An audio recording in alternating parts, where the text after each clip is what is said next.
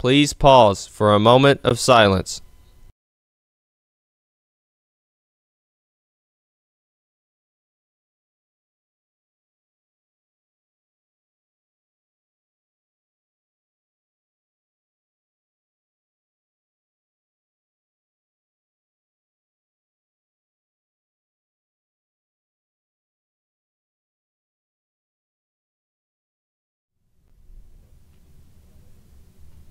Please stand for the pledge. I pledge allegiance to the flag of the United States of America and to the republic for which it stands, one nation, under God, indivisible, with liberty and justice for all.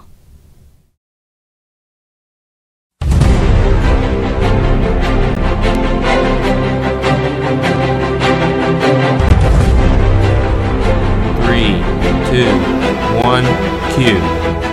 Good morning, CHS. I'm Caleb Gullahorn. And I'm Kaylee Tuttle. Today's broadcast will be longer than normal because of many important announcements. We apologize to all staff and to the student body for any inconvenience. Stay tuned for a special message from Mr. Hawkins later in the broadcast. The Holiday Spirit Week of Change is next week. Monday is Fuzzy Sock and Holiday Shirt Day. Tuesday, dress up as your favorite Christmas movie character. Wednesday, sport your holiday pajamas. Thursday is Ugly Sweater Day, and Friday you are encouraged to wear red and white. Bring any spare change all throughout the week to donate to the Ronald McDonald House. If your family is in need of any assistance this year for Christmas, information for Christmas supplies and Christmas feast is available in the Counseling Center. Students, the room assignments for the December 9th ACT are posted outside the main office. If you are taking this test, you must bring your admission, ticket, photo ID, calculators, and pencils. Testing begins at 8 o'clock. CHTV's Dylan Johnson got an interview with Mayor Bill Seiper on Cabot Constructions. Let's take a look.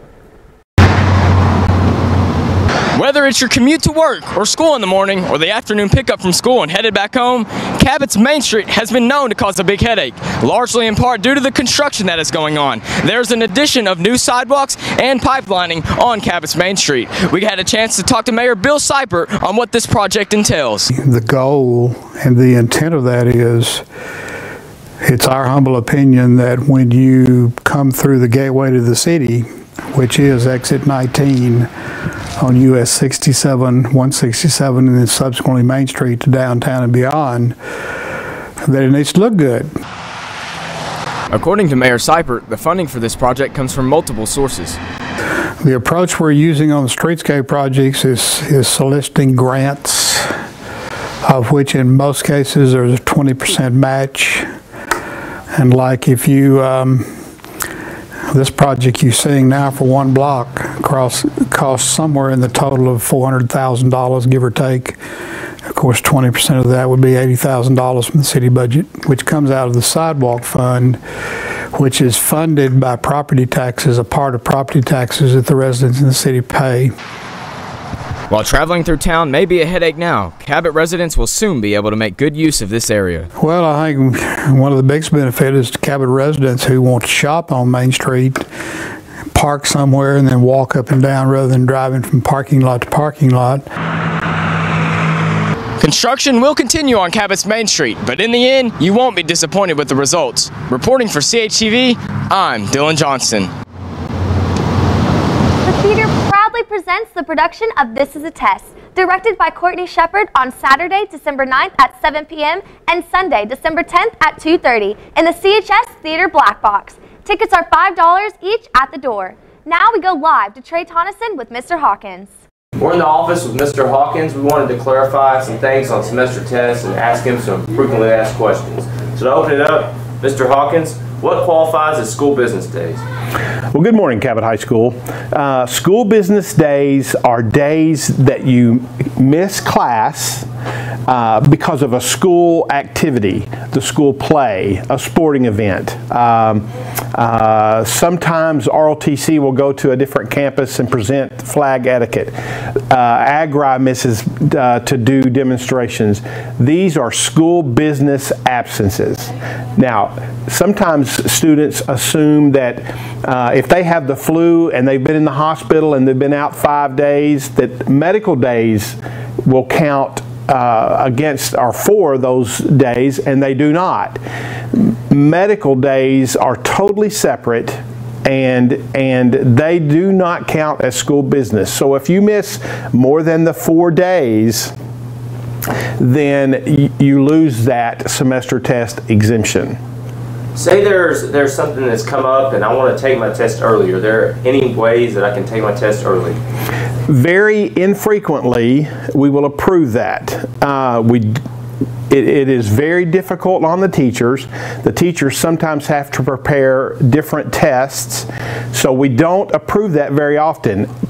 With that said, I just approved one with a mother who's taking a senior to out of state to visit a very sick grandfather.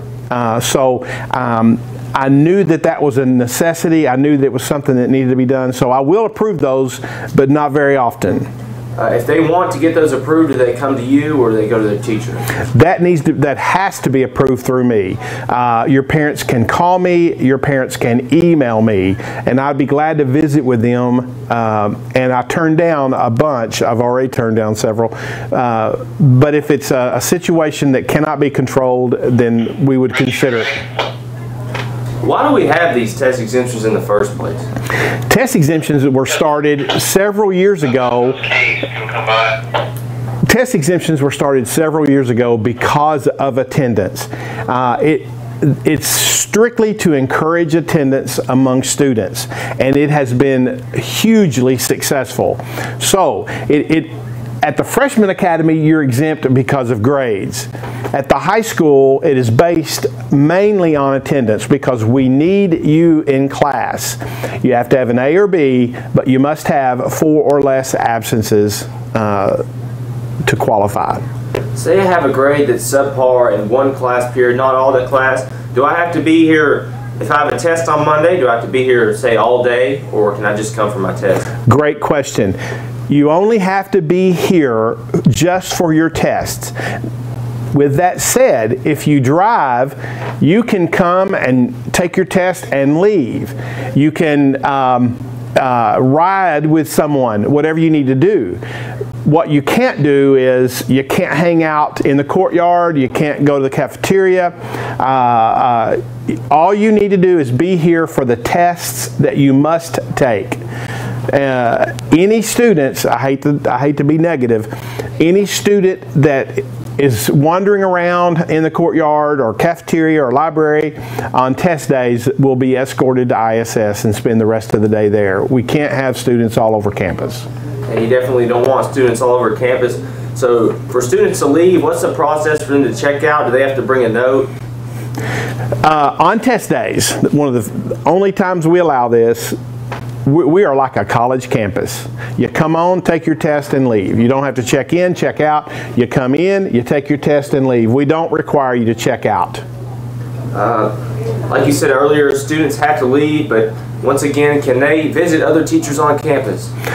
Another good question. Not only can you not visit a teacher on this campus, hang out in their room, or just because they're your favorite teacher, there are other times you can visit, but that's not a good day. Not only can you not do that, you can't go to any campus in the district. If your favorite teacher is at Freshman Academy and you loved him or loved her and you want to go visit them, that's not the time, because that is a test day for them as well. So, on test days, you come to school, take your test, and leave. If you're exempt, do not come on any campus. We've got to protect the integrity of testing on the other campuses. Thank you very much, Cabot High School, and have a great testing week. We now got a reporter, Tyler Marson, to get his opinion on net neutrality. Whenever you log on to Twitter, Instagram, or any other website, you expect to be able to be in control of how you use the internet. But the internet may be changing. The new chairman of the Federal Communications Commission, Ajit Pai, wants to take away net neutrality in the United States. Net neutrality means that everything on the internet is fair. It mandates that ISPs, or internet service providers, cannot force users to pay extra for freedom. Without net neutrality, ISPs like Verizon, AT&T, and Comcast should charge extra fees for users to get faster internet. They could also block any websites owned by competitors or political websites they disagree with. It would limit freedom of speech, it would destroy the open internet, and it would be straight up un-American. Ajit Pai's proposal says that net neutrality will still be a viable option for ISPs that want to have it voluntarily, and Pai insists that the market will keep the providers honest. But those are ludicrous statements.